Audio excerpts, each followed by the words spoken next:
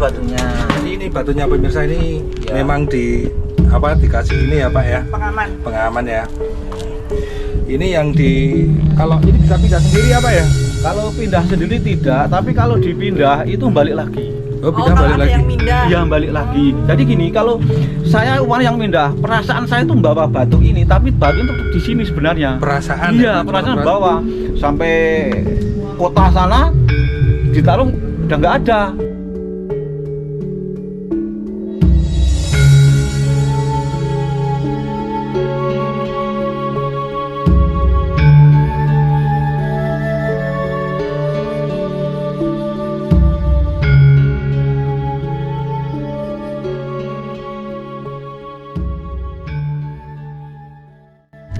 Assalamualaikum warahmatullahi wabarakatuh.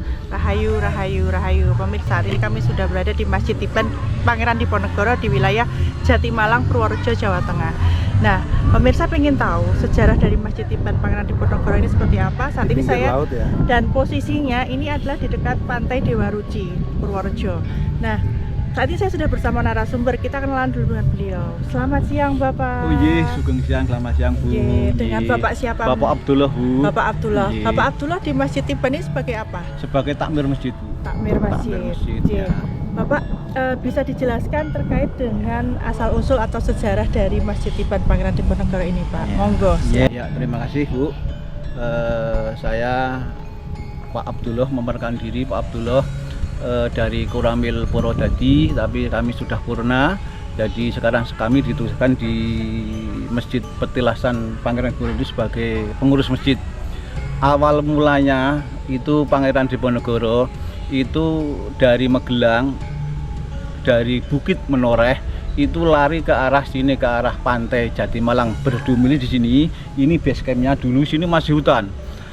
Kemudian Pangeran Diponegoro itu adalah putranya Sri Sultan Hamengkubuwono III dengan Ibu Mangkorowati. Di sini base campnya sambil tinggal di sini sementara itu membuat jalan Dandeles. Itu dulu namanya ada Jalan Diponegoro. Setelah direbut oleh Belanda, itu dikasih nama oleh Belanda Jalan Dandeles. Sebenarnya ini bukan Masjid Tiban, tetapi awal mulanya itu dari Batalion 412 Purworejo. Itu setelah tahu ada Petilasan Diponegoro, itu di asrama itu membuat suatu untuk dipasang malamnya, bikin apa ya, suruh kecil. Itu di dalam asrama dibikin dulu siang, malamnya ditancapkan di sini. Nah akhirnya orang-orang sekitar sini pagi-pagi kok ada itu loh suruh kecil. Akhirnya terus dikasih nama Tiban. Dengan dinamai Diponegoro karena ada kaitannya dengan petilasan sholatnya Kanjeng Pangeran Diponegoro. Setelah itu Kanjeng Pangeran Diponegoro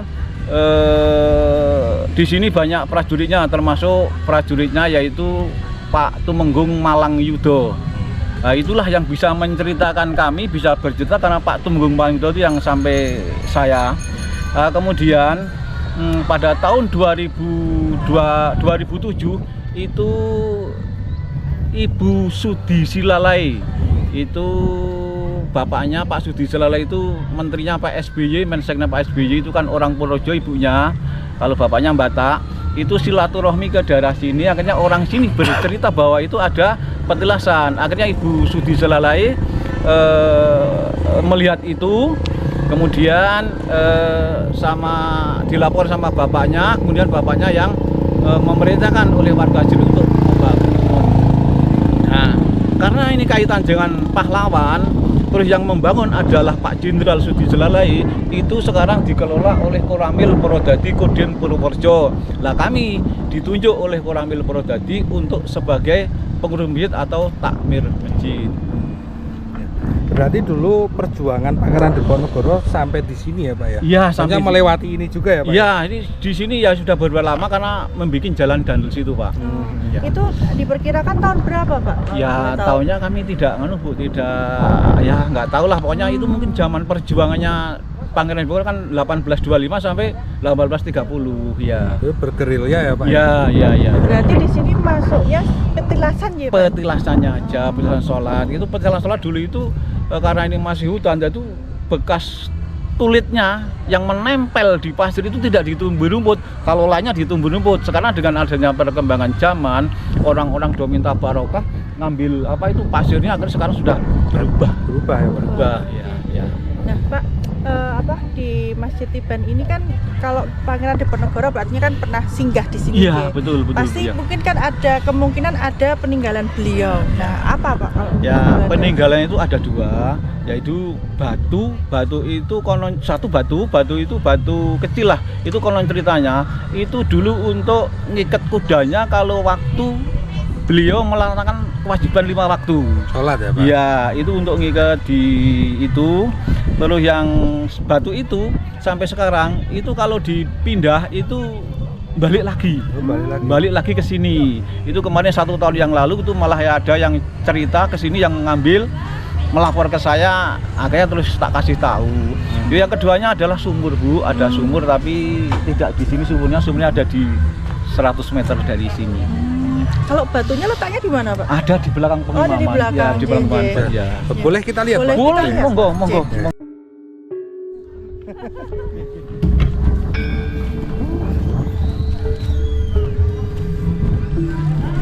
Bu, niku toyo anget Pangeran Diponegoro. Niki nggih. Blek niku manget sih jos.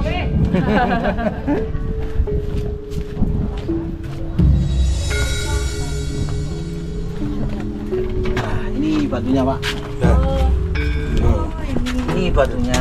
Ini batunya pemirsa, ini Ya. memang dikasih ini ya Pak ya, Pengaman. pengaman ya. Ini yang kalau ini bisa pindah sendiri apa ya? Kalau pindah sendiri tidak, tapi kalau dipindah itu balik lagi. Oh, pindah kalau balik ada lagi. yang mindah. Iya, balik lagi. Jadi gini, kalau saya orang yang mindah, perasaan saya itu bawa batu ini, tapi batu itu tetap di sini sebenarnya. Perasaan. Iya, ya, perasaan bawa sampai kota sana ditaruh udah nggak ada gitu. Iya. Ya itu ada 3 orang yang cerita dengan saya sudah. Berarti Yang pernah ada baru-baru. Oh, ya kalau dulu kalau banyak yang orang yang gembala kan pada dilempar-lempar. Ya kalau sekarang setahun yang lalu ada yang ngambil itu kembali lagi 3 kali. Pak, pernah nggak ada kejadian-kejadian yang misteri yang terjadi di sini sekitar sini? Kejadian kalau saya sendiri malah belum pernah dianu, tapi kalau orang yang pendatang itu malah dianu. Gimana Pak? Ya Contohnya Pak? Contohnya seperti apa? contohnya itu kalau mimpi itu terus kalau tidur di sini terus Disuruh pergi ya, Pak, suruh, ya? iya, Ya. kamu belum suci gitu oke. ya.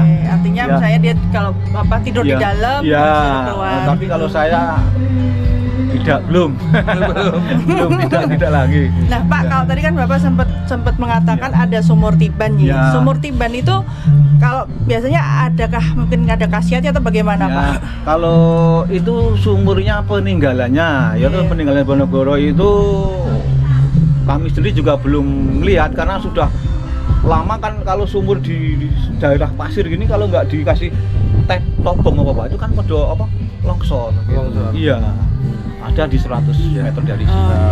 Pak, Bapak Dolah ini sebagai mantan tentara dari Koramil ya Pak ya? Betul saja. Kalau Bapak Dolah sendiri itu Pangeran Diponegoro itu sosok yang seperti apa Pak? Ya sosok pahlawan yang perlu Pemberani ya, Pak, dibanggakan, ya? yang pemberani. Dia juga tokoh pahlawan, juga tokoh agama juga Pak. Iya.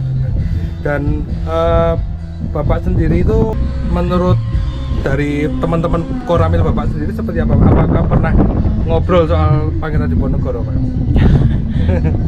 Ya paling udah cerita-cerita itulah ya, sebagai pahlawan yang perlu diteladani karena beliau juga tokoh agama gitu aja. Ya. Ya. Nah, matur nuwun Pak Abdullah untuk semua informasinya.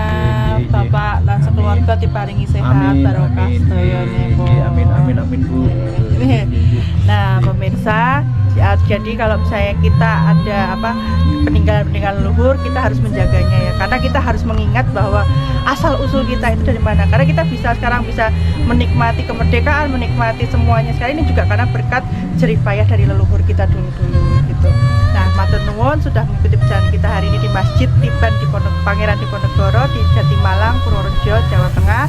Ikuti terus perjalanan kita berikutnya. Matur nuwun. Wassalamualaikum. Rahayu, rahayu, rahayu.